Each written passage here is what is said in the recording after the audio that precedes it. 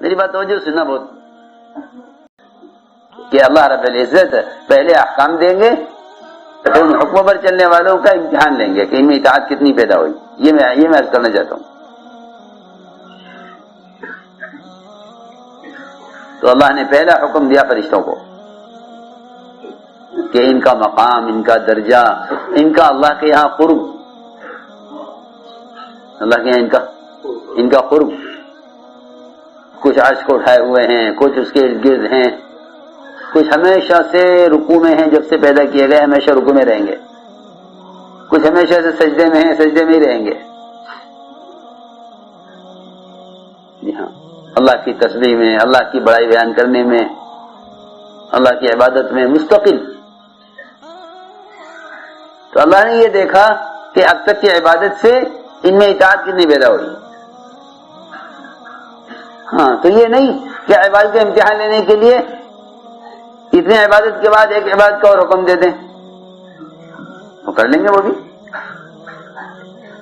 میری بات ذرا توجہ سننی پڑے گی کہ یہ اتنی نمازیں پڑھتے تھے، اتنی نمازیں اور پڑھو، یہاں پڑھیں گے. اتنا ذکر کرتے تھے، اتنا اور زیادہ کرو، جی کریں گے. یہ نہیں، یہ کوئی امتحان نہیں ہے. میری بات توجہ سننا، یہ کوئی امتحان نہیں ہے. امتحان یہ ہے کہ ہم تمہارے پر حکم لائیں گے تمہاری حیثیت کے خلاف دیکھنے کے لیے کہ عبادت سے اطاعت کی استعداد بھی نہیں پیدا ہوئی. تو اللہ نے حکم دیا تمام فرشتوں کو کہ آدم کو سجدہ کریں، آدم کو سجدہ کریں. ہاں، یہ حکم بالکل حیثیت کے خلاف تھا. یہ نائے ہیں، ہم پرانے ہیں، یہ گھٹیا ہے، ہم بڑھیا ہیں، یہ ادنا ہے، ہم اعلیٰ ہیں. جی ہاں، انا خیر منہ، میں تو اس سے بہتر ہوں، میں کیسے سجدہ کروں. یہ اللہ حکم لائے حیثیت کے خلاف، حکم لائے اللہ حیثیت کے خلاف. یہ کہہ رہے کہ بیٹھے ایسے سب پھینک دو پیچھے، وہاں پھینک کے آؤ باہر سڑک پہ پھینکے ان کو جا. شیاطین کو لے کے بیٹھو، پھر آپ بات سننے آئے گی، دل میں اترے گی.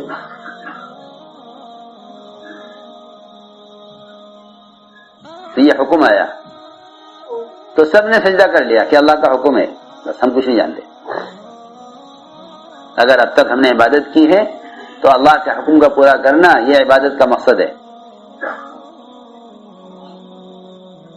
سب نے سجدہ کر لیا سوائے ابلیس کے کہ نہیں، میں نہیں کروں گا کیونکہ یہ حکم میری حیثیت کے خلاف ہے. آپ اور کوئی کام بتائیں، آپ کو سجدہ کرنا ہو، میں اب تک کا سجدہ زیادہ کر لوں گا، لیکن آپ انہیں سجدہ کرائیں مجھ سے، یہ میرے ساتھ، یہ میری حیثیت کے خلاف ہے. کہ حیثیت عمل کی نہیں ہے، حیثیت آدم کی نہیں ہے، حیثیت تو امر کی ہے اللہ کی، کہ اللہ کا حکم ہے، اللہ کا حکم ہے. اللہ حکم یہ لائے کہ ان کا امتحان ہوگا، دیکھیں کون اس امتحان میں کامیاب ہوتا ہے، کون ناکام ہوتا ہے. تو ابلیس وہ ناکام ہو گیا. ابا واستکبرا، کہ انکار کیا. کس لیے؟ کہ انکار کیا ہے کبر کی وجہ سے، انکار کیا کبر کی وجہ سے، اور پھر وہاں سے نکال دیا گیا. اور یہ بھی اصولی بات ہے کہ جو کہیں سے نکالا جاتا ہے اپنی نافرمانی کی وجہ سے، وہ دوسروں کو نکالنے کی پوری کوشش کرے گا، اس کی قوت اس پر لگے گی. اس نے قسم کھائی فوربک لأغوینہم اجمعین، فبعزتک لأغوینہم اجمعین، کہ تیرے عزت کی قسم میں سب کو گمراہ کر کے رہوں گا. جی ہاں، اسے اندازہ ہو گیا کہ ان کو سجدہ نہ کرنے کی وجہ سے نکالا گیا ہوں. یہ کیسے ہو سکتا ہے کہ یہ جنت میں رہے، میں جنت سے باہر رہوں. جی ہاں، تو ان کو مشورہ دیا کہ دیکھو ہماری بات مانو، اگر تم چاہتے ہو آزادی اور چاہتے ہو ہمیشہ رہنا جنت میں تو پھر اس درخت میں سے کھا لو.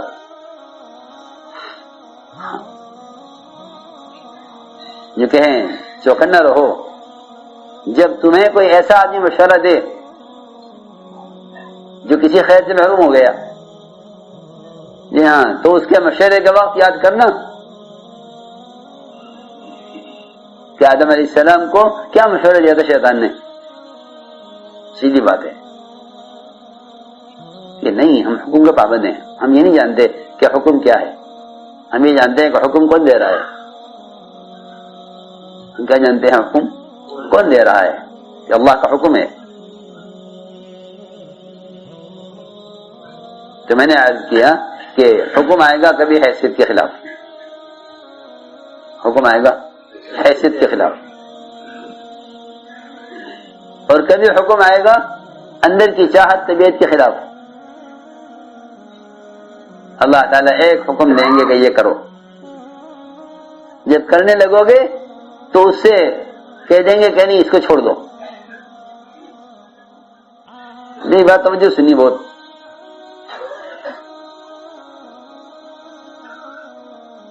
حکم آئے گا چاہت کے خلاف. صحابہ کو عمرے کا شوق، عمرے کا جذبہ، حدیبیہ میں سب مکے سے آئے، مدینے سے آئے عمرے کے شوق میں، بڑی تمنائیں کر کے، بڑی دعائیں کر کے، اور وہاں روک دیا گیا. مشرکین نے روک دیا کہ آپ عمرہ نہیں کریں گے. اس سال تو ہم کرنے نہیں دیں گے، آگے دیکھی جائے گی. اس سال تو ہم عمرہ کرنے نہیں دیں گے. اور شرطیں لگائیں، شرطیں لگائیں، شرطیں لگائیں بہت ساری، کہ آپ رسول اللہ نہیں لکھیں گے، اور آپ کا آدمی ہم نہیں چھوڑیں گے، اور ہمارا آدمی آپ کو چھوڑنا پڑے گا، اور ہم عمرہ نہیں کرنے دیں گے، اور ہتھیار نہیں لانے دیں گے، اور کیا کیا شرطیں لگیں. یہ حکم آیا، یہ حکم آیا چاہت کے خلاف. حکم آیا چاہت کے خلاف. تو صحابہ نے کہا جیسا آپ کا حکم ہو.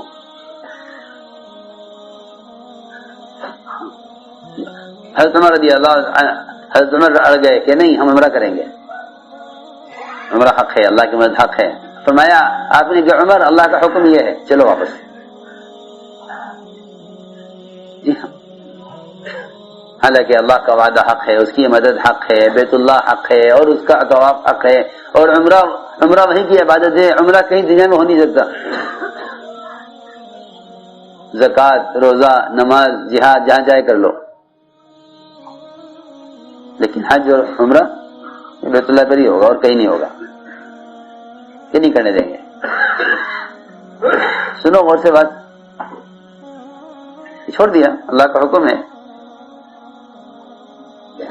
اللہ کا حکم ہے کہ چھوڑ دو، چھوڑ دیا. تو اللہ تعالی نے اس چاہت کے حکم پر، چاہت کے خلاف حکم پر عمل کرنے پر اللہ نے مکے کو فتح کیا ہے. ہاں یہ نہیں کہ یہ ہار گئے، کہ نہیں ہم کہ اطاعت کرنے والے ہارتے نہیں ہیں. اطاعت کرنے والے ہارتے نہیں ہیں. ہارتے کون ہیں؟ کہ ہارتے وہ ہیں جو ہر دھرمی کرتے ہیں کہ نہیں ہم تو یوں کریں گے. حالانکہ کتنا بڑا عمل تھا عبادت کا طواف. جی ہاں، وہ ہارنے والے نہیں ہیں، وہ جیتنے والے ہیں جو حکم پورا کر دیں. میں مثالیں دے رہا ہوں کہ اندر کا جذبہ عمرہ کرنے کا اور حکم عمرہ چھوڑنے کا، کہ ہاں اگر جو حکم چھوڑنے کا تو چھوڑ دیں گے. دیکھو میں مثال دیتا ہوں. ایک ہوتا ہے کلب معلم.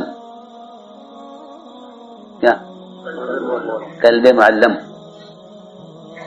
سدھایا ہوا شکاری کتا. کیا سدھایا ہوا؟ ہاں، سدھایا ہوا شکاری کتا کلب معلم کہتے ہیں اس کو.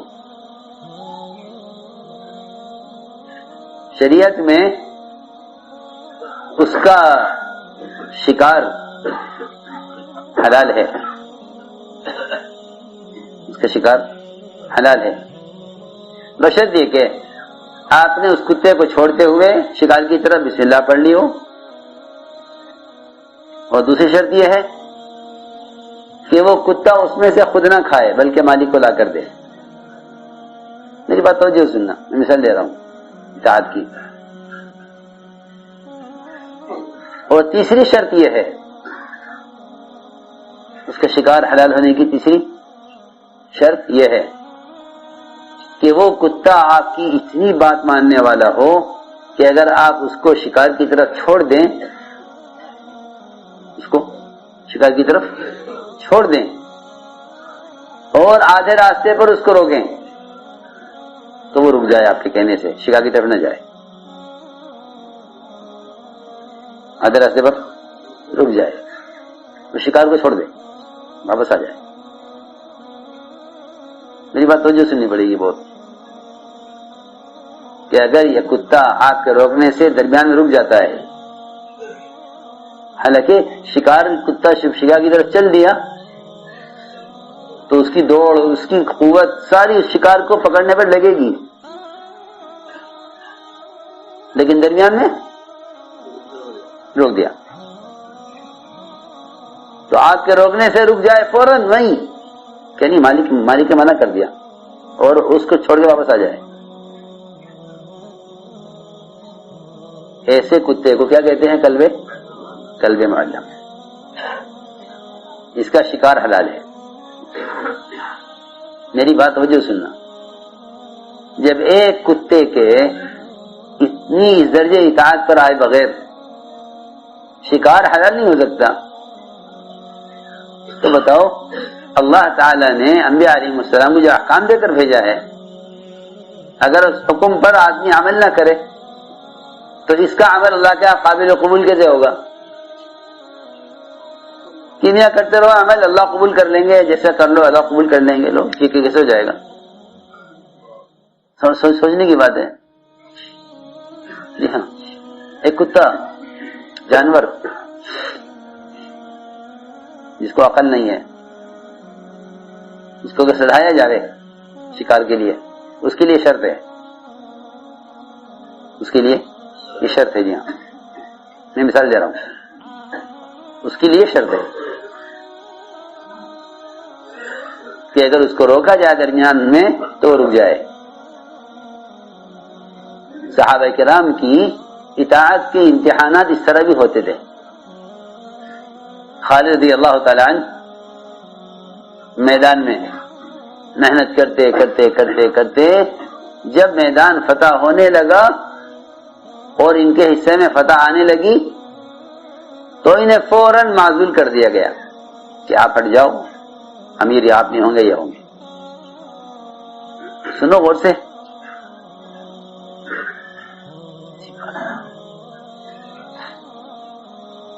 عین وقت پر بالکل ساری محنت کی، سارا جہاد خود کیا، ساری کوشش کی، اچانک حکم آ گیا،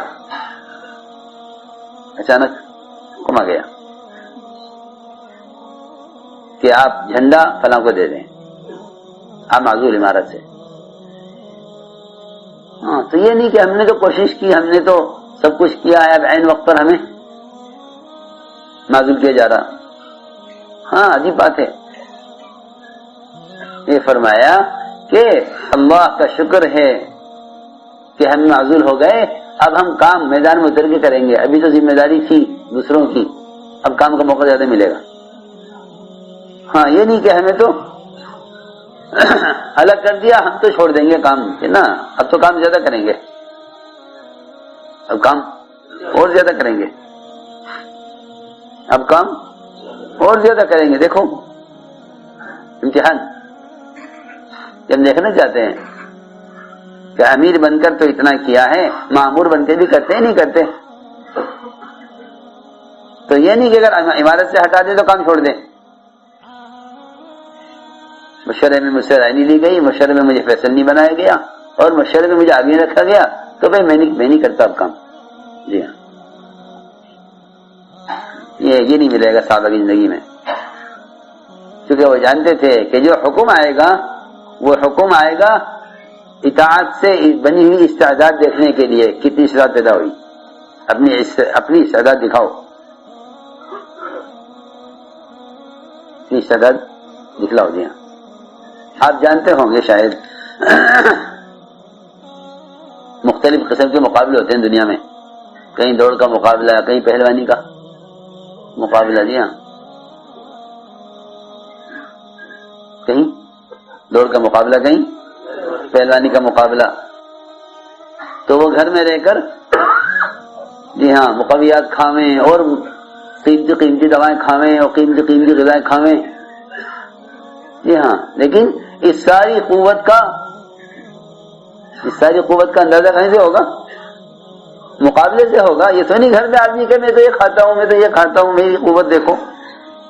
کیوں بھائی بولو تجھے کچھ کھانا تو کرو. آپ میدان میں آؤ، وہاں مقابلہ ہوگا، وہاں پتہ چلے گا آپ نے کیا کھایا. کیوں بھائی ایسا ہی ہے نا؟ میں مثال دے رہا ہوں تمہیں تاکہ سمجھ میں آ جائے بات. جی ہاں، بہت نمازیں، بہت ذکر و تلاوت، بہت تہجد. سنو غور سے، میں کچھ کہہ رہا ہوں ضروری بات، کہ تیری ساری ریاضت و مجاہدے کا، تیری ساری راتوں کی تلاوت اور عبادت کا پتہ اس دن چلے گا. پتہ کس دن چلے گا؟ اس دن پتہ چلے گا کہ تو نے کیا کھایا، جس دن مقابلہ ہوگا. میں کچھ کہہ رہا ہوں ضروری بات ہے. یہ نہیں کہ آدمی یہ دیکھے میں تو یہ کھاتا تھا، میں تو وہ کھاتا تھا، کچھ نہیں. یہاں مقابلہ ہوگا تو پتہ چلے گا تم نے کیا کھایا. ہاں، یہ میں تو آپ کو مثال دے رہا ہوں کہ جب لوگوں کی نظر اپنی افرادی عبادات پر ہو جائے گی نا، تو وہ اجتماعی کام میں اطاعت سے ہٹ جائیں گے کہ میں تو یہ کرتا تھا، میں تو یہ کرتا تھا، میں تو یہ کرتے ہو گے. ہم تو یہ دیکھیں گے کہ اب تک کی عبادت سے اطاعت کتنی پیدا ہوئی. یہ ہے بات. تو میں نے عرض کیا کہ قلب معلم کی طرح آپ کے صحابہ ایسی ماننے والے تھے، آپ کے صحابہ آپ کی ایسے ماننے والے تھے کہ اس بات کو منع کر دیا جاوے. صحابہ حضور اکرم صلی اللہ علیہ وسلم کے چہرے سے سمجھ لیا کرتے تھے کہ ہم سے کیا غلطی ہوگی. ہاں، یہ نہیں بلا کے کہا جائے آپ نے ایسا کیا ہے، اس کی بھی ضرورت نہیں، اس کی ضرورت پیش نہیں آتی تھی. کتنے قصے صحابہ کے ہیں، آپ کے چہرے کی ناگواری سمجھ گئے کہ ہم سے غلطی ہوئی، اور غلطی بھی یاد آ جاتی تھی ان کو اپنی، اور اس کو چھوڑ بھی دیا کرتے تھے. پھر آپ کے چہرے پر بشاشت دیکھتے تھے کہ ہاں اب آپ خوش ہو گئے. ہاں، نہ غلطی بتانے کی ضرورت، نہ ڈانٹ ڈپٹ کی ضرورت، کہیں نہیں، کچھ نہیں.